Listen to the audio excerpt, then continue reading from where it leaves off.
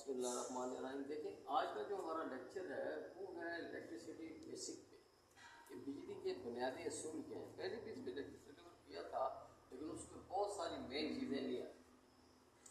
अब आप देखिए, सबसे पहले जो आप हर किसी को जो बोलता है वो वोल्ट बोलता है। जो आपकी तारों में करंट भाग रहा होता है वो आपके वोल्टेज कहलाता है। इनमें दो किस्म के वोल्टेज होते हैं, 220 वोल्ट जो सिंगल फेस है और 440 वोल्ट जो थ्री फेस है, जो इंडस्ट्रियल के लिए हम यूज़ करते हैं, जो कमर्शियल के लिए यूज़ करते हैं। डोमेस्टिक के लिए सिर्फ यह 220 वोल्ट चलता है। तो वोल्ट जो है ये बिजली का प्रेशर होता है, बिजली के प्रेशर को वोल्ट कहते हैं। तो ये वोल्टेज का आपका कंसेप्ट क्लियर हुआ।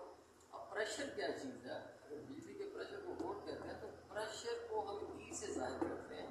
ये ई का लफ्ज़ हमने नहीं लगाया, ये वो डॉक्टर साइमन है जिन्होंने ये फार्मूला याद किया था, इसका रिलेशनशिप प्रेशर का, करंट का और वोल्टेज का फार्मूला याद किया था। उसने इसको ई से डिनोट किया, इसलिए मेरे पास से नहीं।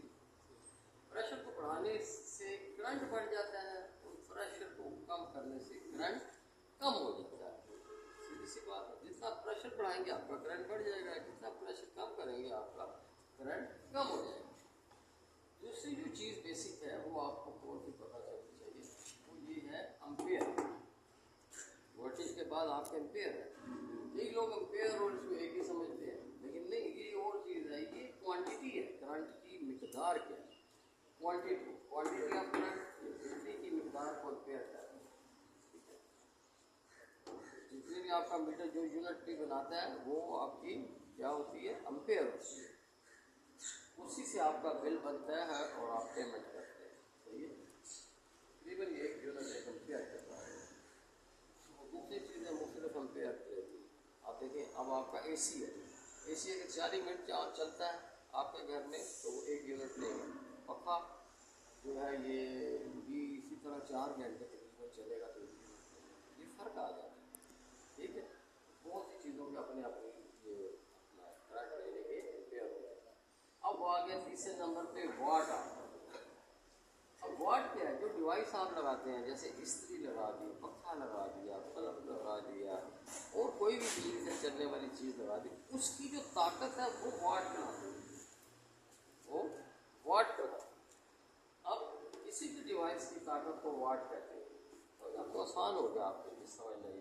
अब चीज़ ध्यान में क्या रखना है? याद करना है डिवाइस का। अब यहाँ हर्ट्ज का आपको बताया गया है। अब कोई भी आप डिवाइस ले लें, कोई भी चीज़ ले लें, बाजार से खरीदेंगे, उसकी बैक साइड पे या किसी जगह पे 50 हर्ट्ज टू 60 हर्ट्ज जरूर लिखा होता है। हर्ट्ज का मतलब होता है फ्रीक्वेंसी, करंट की फ्रीक्वेंसी। तो उसकी स्पीड क्या है? स्पीड उसकी क्या है वो मैंने इससे बताया आपको। ये देखें, ये मैंने AC सप्लाई 220 वोल्टेज दिए हैं, ये करंट है, ये स्विच लगा, ये करंट देखिए ऊपर जा रहा है, एरो के निशान इस तरह, और न्यूट्रल से होता हुआ फिर ये वापस फिर मुड़ रहा है, ये देखिए फिर वापस ये AC करंट है, पहले ऐसे जाता है फिर वापस। तो ये 1 सेकंड में 50 से 60 दफ़ा चक्कर लगा लेता है आपके सर्किट में, बेशक कितनी दूर लंबी तारें क्यों हो। तो जो जितनी टाइम वो चक्कर लगाएगा वो आप फिर हर्ट्ज कराएगा। ठीक है, समझ आ गई? इसको और आसान कर देते हैं।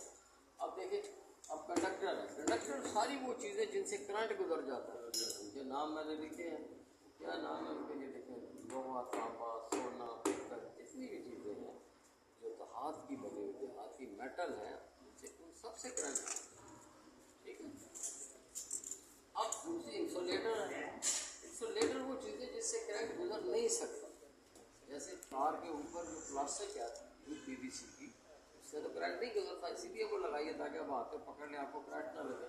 तो ऐसी शायद जिनसे करंट ना गुजर सके उन्हें प्लास्टिक, लकड़ी, रबड़ या ऐसी भी चीज़ कहा जाता है, वो इंसुलेटर। ठीक है, तो ये लेक्चर है आज का जो आपको